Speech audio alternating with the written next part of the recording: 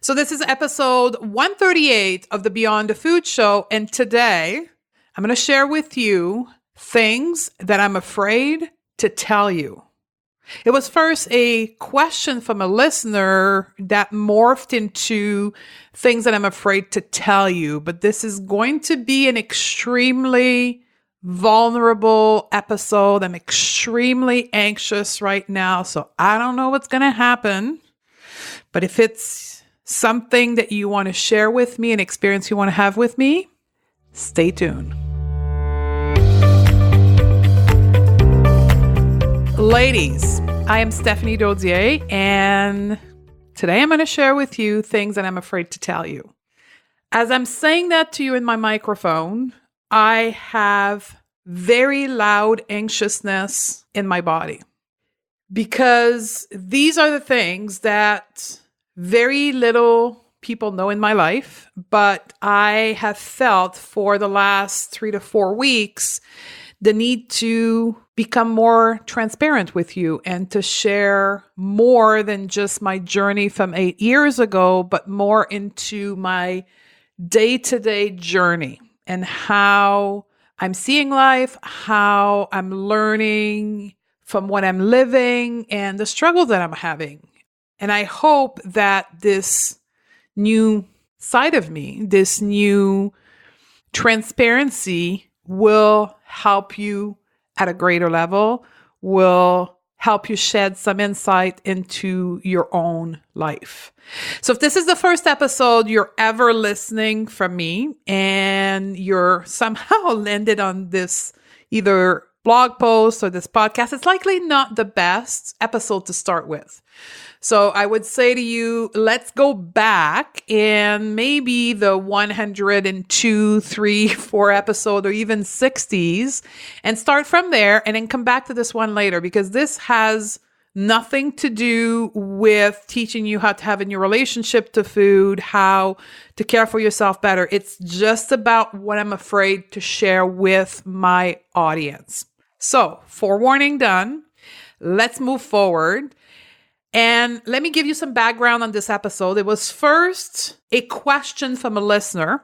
Somebody asked me a question, wanted me to do an episode on the things that I've learned that have most impacted my life. And about a month ago, I started to write the episode. And then I had this, doesn't feel good feeling. So I put it aside, recorded other podcasts, kept coming back to it. And then I was on this cruise ship. So some of you that follow me know I went on the cruise to teach women in the low carb community how their emotion impacts their craving, my work.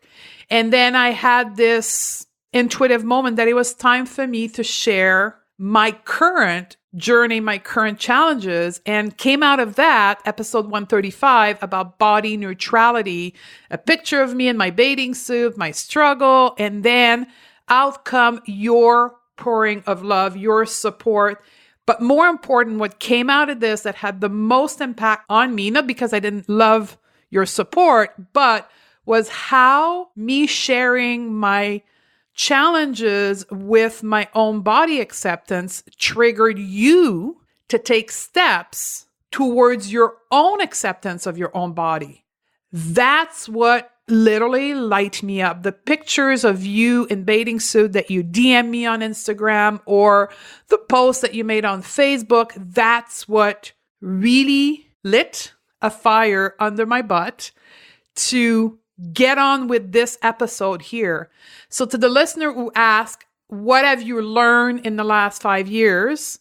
I'm not going to directly answer your question. That's why I'm not naming you. I am going to instead share with you the things that I'm afraid to share with you because these are the things that I'm learning from currently. So I hope you're with me. If this is not your kind of thing, vulnerability, transparency, truth, not being perfect is not your thing, then you may want to stop listening right now and just move forward to another episode that's more technical, maybe more sciencey. But if you want to have a deeper relationship with me, which I'm hoping the outcome of this is us together, you, the listener, yes, you listening right now, and me having a deeper, more profound relationship that I can help you better and you can continue to feed me and be my teacher on how and where I need to continue to grow so I can serve you better. So that's the whole goal of this episode. I hope it's going to serve you right. So if you're ready to do this with me, let's go for it. My name is Stephanie Dodier, clinical nutritionist. I reversed my diagnosis of anxiety, depression, adrenal fatigue, and obesity by going beyond the food. I can tell you one thing, that willpower, discipline, and deprivation aren't the permanent solution to transforming your relationship to food. So how do you leave overeating, emotional eating, food craving, and binging behind you so you have the food freedom to achieve all of your goal and be happy now? As a top 25 alternative health podcast in the world, this is the Beyond the Food Show. So ladies, I'm like freaking out right now. There is things that I have been living in my life that I wanted to tell you and things that I wanted to share with you, but I've been afraid to. And mainly being one of my trigger is fear of rejection, fear of you rejecting me, fear of me losing you. And in response to that, I'm not sharing that. So here's what's happening in the back end. And if you are in a place like me where you want to say things, you want to be a truer version of yourself, here's what happens in the background. Our left brain, our survival mechanism in our brain just gets lit up when we want to share things that we're afraid. And your right brain is loving this, like your heart, your emotional body is like, yes, let's be who we truly are. I know that there's nothing but positivity that can come out of this for me and for people who really benefit from this podcast. You, the listener, you, the reader, you, the follower that are in this journey of growth with me on your own and are using my podcast as a way of learning, fueling, motivating.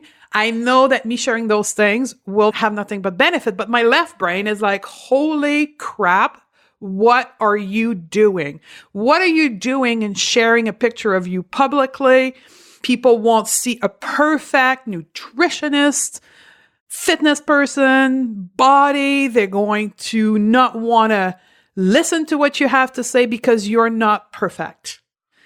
This is what happens. Like, this is literally what's going on in my mind as we are speaking. So what I have to focus on is my heart, my right brain, what I know to be the truth, and tune off what my left brain is telling me. Some people will say your ego, that you're going to lose, they're going to reject you. And for those of you who have this dual chatter in your head and you can't seem to be able to tune off the negative chatter, the one that suppresses you, the one that tells you that you shouldn't be doing that, know that I used to be there, and know that it's not that it's ever going to go away, but it's your ability to tune it off. And that comes, in my eyes, through practices of mindfulness, of meditation, of having faith in a higher power, knowing that you are doing what you are trying to do with the best intention. So it's all of those things combined that allows you and me to tune off this left brain chatter and allow your heart to speak. And it's as much therapeutic for me to come publicly, because I'm a public figure, about those things that it is for you. And what I really focus on as a leader in this community is the impact that it can have on you. And I've seen a ton of impact of that with the first thing that I shared with you, which was body image. So to get us started in this world of things that I'm afraid to tell you, let's go back on episode 135, where I shared how I don't have a perfect body. I don't have a fitness body, an Instagram body. I don't have a body that society would deem to be perfect. And because I used to judge myself for that, I used to hide behind my quote unquote not being perfect and not allow myself to do things. And I decided along my journey that enough was enough, that I was going to adopt a space of body neutrality towards my body. And that's what drove me to put a picture of my body in the bathing suit on social media and then record episode 135. And the feedback that I heard from you was tremendous, from the woman who wore a bikini for the first time in 30 years to the woman who wore a tank top for the first time in 100-degree weather in Texas, where typically she would wear a cardigan because people didn't want to see her arms. That's the lesson that I got from this. So yes, I have a body image issue, and it's not about not having the body image issue. It's about how you are interacting with this challenge of your body and how you're using it for it to teach you something. So it's teaching me body neutrality and how to be grateful for the body that I have and all the things that it's allowing me to do. The next thing I want to share with you is how I constantly struggle to take care of myself. Self-care for me is not easy. I work too much. So I know that working too much got me in hospital 8 years ago. So I'm aware of that. I am conscious that I need to make more time to care for myself, to cook my food, to move, to relax, to stop working earlier, to cut off computer screen. But it's not easy for me because of my programming since my childhood that valued effort and work. The left brain is still chattering up that I don't work enough, that if I worked more, I would get more, blah, blah, blah, blah, blah, right? So I have to be conscious of that every single day. And when I am not conscious, I revert back to my old pattern and my learned behavior, which is to work a lot and to get sick in regards to me working too much and not taking care of myself enough. So what I'm learning from this is I have to be present with myself all the time. And at this point, I cannot see this being automatic. This is one of my teachers in my life, and it's one of the things that I have to work on constantly working on making sure that I'm not working too much, that I'm putting my own self-care first. So huge teacher of mine, and it's something that I have to be aware every day. The third one, what I say, things that I'm afraid to share with you, is my money block. I have a fear of not having enough money. I was raised in a mindset of scarcity, and simply because my parents were raised in the 40s, where there was, in Quebec, province of Canada anyway, this huge struggle with money and suppression and literally not having enough to eat. My parents were raised in a family that literally there was not enough food in the fridge for the 10 kids that their family was at the time. So my mom and my dad both had 10 and 12 brothers and sisters in their family, and there was not enough food. So they were raised in that pattern and then brought that to their own family. So I was raised into the space where there's never enough. You got to work hard. And this is something that I'm still struggling with. And it's showing up in my business. It's showing up in constantly fearing of not having enough business, therefore not having enough money. And it's something that I'm aware of and something that I have to, again, constantly work on. And one of the things that I've done earlier this year is a course on money mindsets with a mentor of mine, Sean Croxton, and it really helped me. What I learned from this is that we attract the energy that we are being. So if I'm constantly going around thinking that there's never going to be enough money, my business won't make enough money, you guys won't buy enough product, then I'm going to attract that results. I'm going to attract that money is rare, that I'm not going to make enough money. And that's going to be the outcome that I'm going to have. So it's a real struggle for me. It's something that I have to be conscious about. And even as I'm sharing that with you right now, I can feel the anxiety coming up in me about money. So a huge teacher of mine to be the energy that I want to attract, even when it comes to money. Another thing that I want to share with you, and this is very personal, it's a choice that I made in my life, probably around the age of 25, and something that I have never shared publicly as a public figure, and maybe with a couple of friends of mine, and that's it. But I have made a choice around the age of 25 to not have children. I made this choice because I was afraid. I was afraid that I wasn't equipped with the emotional skills to raise a child that is balanced. I didn't want to replicate the messy emotional state that I was in a child. And so I consequently to that decided that I was not going to have any children. And I think that's why I developed leadership skills back in my first act when I was in the corporate world that allowed me to lead big group of people, because literally my employees at that time were my kids. I interacted with them like a mother interacted with their children. And when I transferred to the second act of my life and I became a nutritionist, I began doing the same thing with my patients when I was working in a clinic setting. And that really got me into difficult situation, because that's not a good relationship state to have between patient and practitioner. You cannot accept responsibility for them without them accepting their own responsibility. I'm not their mother. I'm only someone who can teach them how to get better, coach them along the way, but I cannot be responsible for them.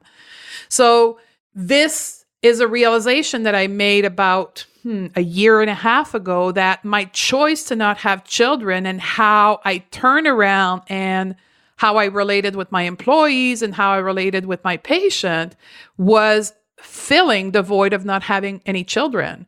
And in that realization came the outcome of, that's not good for you. That's not healthy.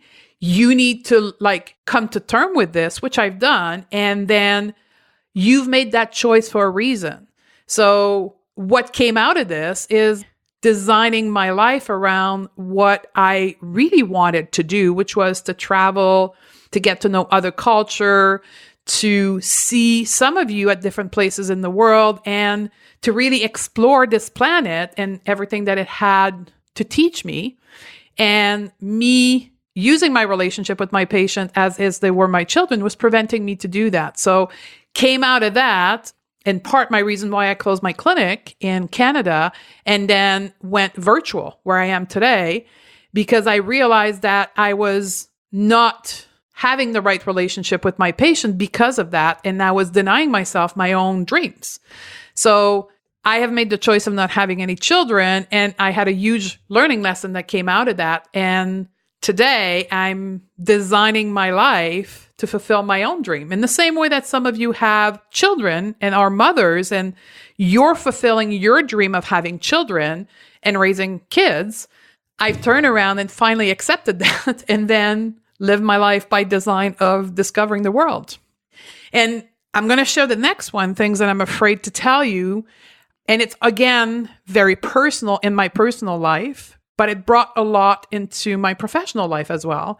I lived through very wild teenage year. From the age of 16 to 23, I was a wild cat. So people who know me personally from a long time ago all know that. But very little people have known that since then because I've kept it hidden because of fear of rejection and judgment. So what happened, I did my first diet at the age of 14, lost a bunch of weight, and all of a sudden became popular in school. And with that popularity came a need to prove my worth and prove that I was valuable of my friends' friendship. And into that came me being a wild teenager, right? Drinking, partying. I colored my hair. I had this alternative lifestyle. I was some people will say a punk, and went to live with my friend and climaxed by the age of 21, where literally I was clubbing 6 days a week, only on Sunday that I wasn't. And I was literally drinking every night. And into that came using drugs. And I think that journey of mine has brought me what we call street smarts, and also this ability to be compassionate with people that are challenged by using alcohol or using drugs or any type of addiction, because I have been through that journey. Not that I was ever addicted to the point where I needed to have treatment, but I was using very frequently. I know how it feels, and it removed from me, I don't want to say clean me, but it allowed me to not be judgmental on people that have this challenge in their life of addiction. And it allowed me to do tremendous work with patients in my clinic that had beyond food addiction, because I was coming from this place of having lived this lifestyle, having used the same thing as they've used and had those feelings, and been able to help them from a place of truth.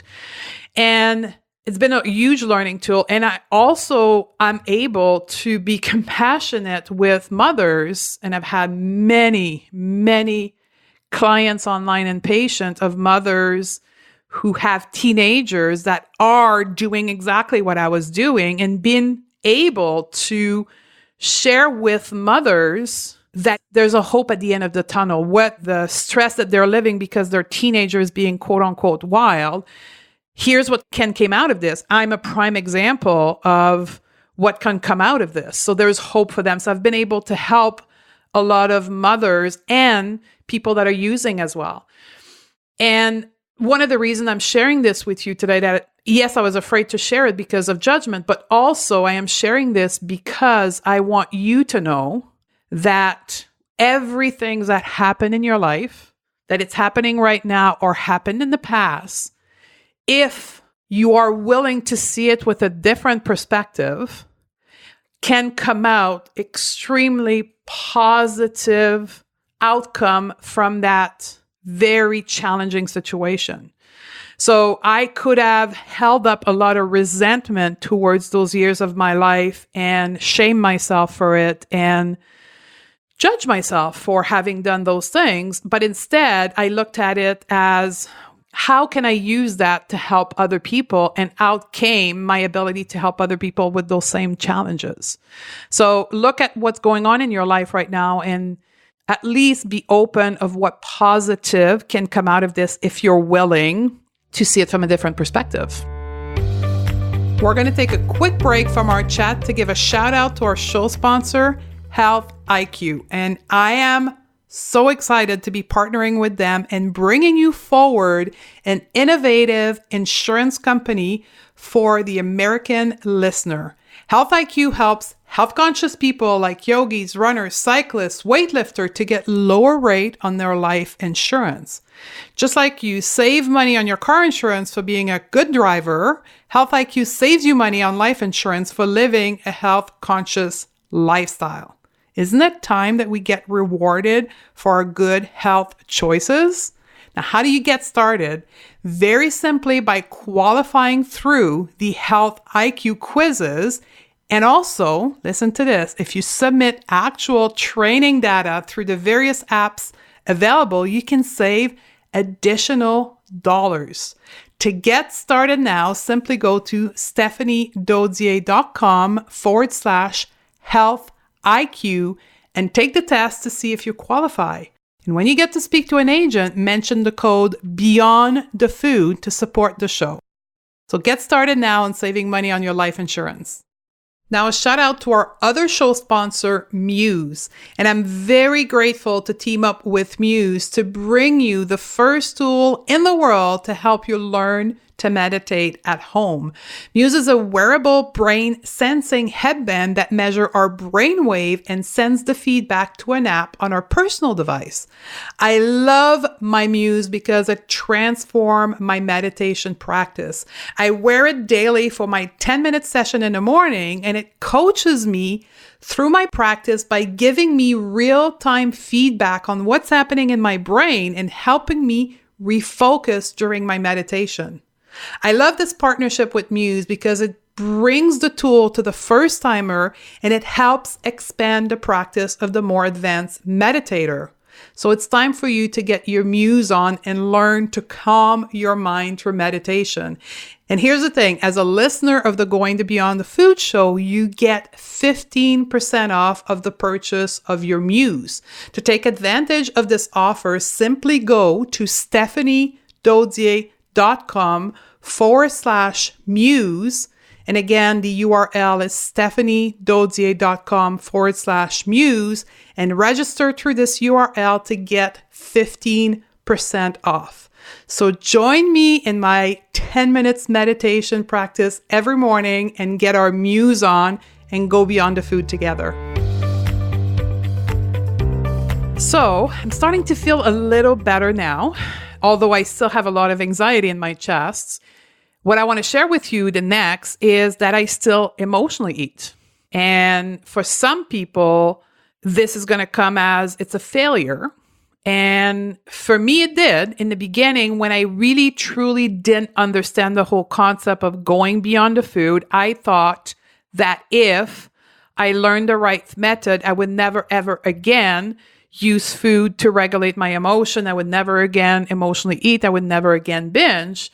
But part of the concept of going beyond the food is understanding that my relationship to food is a direct representation of my relationship to myself. It's how my body talks to me. So yes, there is a moment where my emotion leads me to eat because I haven't understood what my body was trying to tell me and how I was feeling in relationship to X, Y, and Z. So when I find myself in front of the fridge, and just last night, because of me having to record this podcast today, I found myself in front of the pantry, a spoon in the almond butter jar and eating off the jar. And I had to drop it down and then practice self-awareness and understand why am I doing this? And then I realized that I knew I had to record this episode today and that I felt uncomfortable. And because I did this, I stopped eating the almond butter because I listened to what my body was trying to tell me, what was going on in my life, and I put the jar away. What I'm learning from my emotional eating is that food is my teacher. It's, yes, about my own work on myself, but also on the work that I do with you. If I'm portraying this image of being perfect and never emotionally eating and never binging, it's not true. It does happen, but the real lesson comes in your ability to go through the ups and the downs and learning from it. So if you're expecting today that if you do the work that you'll never emotionally eat again, it's probably not a fair expectation. Or maybe in 5 years from now, I'll re-listen to this episode and I realize that you can. But at this point where I am, I still emotionally eat. And although it's extremely rare, but it does happen when my emotion are climaxing, then my brain reverts back to this place of going for food to let me know what is going on in my life. So the next piece I want to share with you is about my need for control. And I still struggle with control. Control was a huge part of my life before because I strongly believe in being perfect all the time. Therefore, I needed to control everything in my life from work to personal. And it still shows up in my life today. If you ask some of my team members who work for me, like I'm a perfectionist, my desire to have great design, no typos, the perfect presentation is sometimes over the top. And it's because I still respond to this need of having the perfect online image and does affect my team. And if you're listening to this, I know my podcast producer, Van, is, and he knows that because we've had discussion about this. I can be difficult. And sometimes when I start criticizing work, I just like get into this old zone and I'm kind of in a dream until I wake up and I'm like, okay, whoa, you're falling back into your old pattern. Let's stop here and let's just put it out on the internet the way it is and everything will be fine. So it is still an ongoing teacher and it's still an ongoing challenge for me. I will leave it at that. And the last thing I want to share with you is I call this part of my life my second act, right? When I became sick and I changed my career and I became a nutritionist and here I am today, that's what I call my second act. My second act of my life made me discover the whole world of woo-woo. So I'm going to say it. So I have this duality in me and it's becoming stronger and stronger where I was raised in science. I have a diploma in health science. I have many, many courses in chemistry and biology and all that stuff. I can understand all that stuff and my brain thinks like that. But then for the last 6 years, the whole world of energy, quantum physics, woo-woo stuff is just becoming stronger and stronger and stronger. And some of you have picked that up in my work. Some of you don't realize that, but it's becoming more and more. And what I find fascinating is every time a new woo-woo stuff come into my life, then I find in science the explanation for it. And it's kind of a duality that I'm constantly living. That we talk about Reiki, which is a form of energy healing, can be explained in quantum physics. I discovered that a couple months ago. Or that we talk about medium or intuitive work, then can also be explained into science. It's crazy what's going on right now in my life is that I'm discovering all kinds of new way of healing, but comes a couple weeks later, a couple months later, this explanation in science. So more and more, I'm becoming more engaged into this other side of healing. And I've done all kinds of stuff from Reiki to medical intuitive to medium to archetype work to reincarnation to fairies to even have a tattoo on my side of a fairy. Like it's becoming more and more in my life. And I'm desiring to share more of that with you. So it's something that I have not done by choice and by fear of being judged, but I feel this desire to share more and more of that. So if it resonates with you, it may be something that we're going to talk more on the podcast in the upcoming months and years. We'll see. So there you have it. These were the things that I was afraid to tell you, to share with you. I hope this episode will serve you in some way. I hope that if it's resonating with you, maybe you can try the same thing. I understand that most of you don't have an audience, but that's okay. Maybe you can journal about the things that you're afraid to face. Maybe you can share it with your life partner. Maybe you can post it on your own Facebook page. I want you to feel the sensation of relief and freeness that comes from being your true self. By no longer feeling the need to hide part of who you were, who you are, and who you will be. Know that most of the people around you are loving and will support you in that journey. And that by doing that, you will inspire other people in your life to be themselves.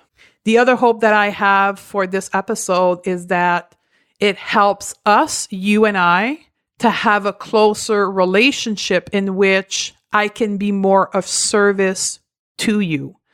So if you feel that that helped you, please let me know. Snap a picture of you listening to the podcast, tag me in Instagram story, post it on Facebook, send me an email, info@stephaniedodier.com. Let me know how this episode is serving you in whatever way.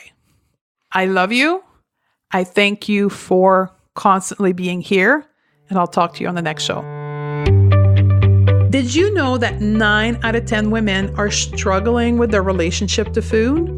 Overeating, emotional eating, binging, and craving are real. Clearly, the solution we have been taught aren't working. I believe to have food freedom, it means that we must learn to have a relationship with our hunger so we can finally be at peace with food and eat normally without guilt or shame, which is why I wrote the Crave Cure Guide. I want to show you how to have a completely different relationship with food so that you can be in control of what you eat, achieve your goal, and be the powerful woman you were meant to be. The best part is, this book and the step-by-step process is absolutely free. To receive your free copy, simply go to stephaniedodier.com/guide and we can get started right now.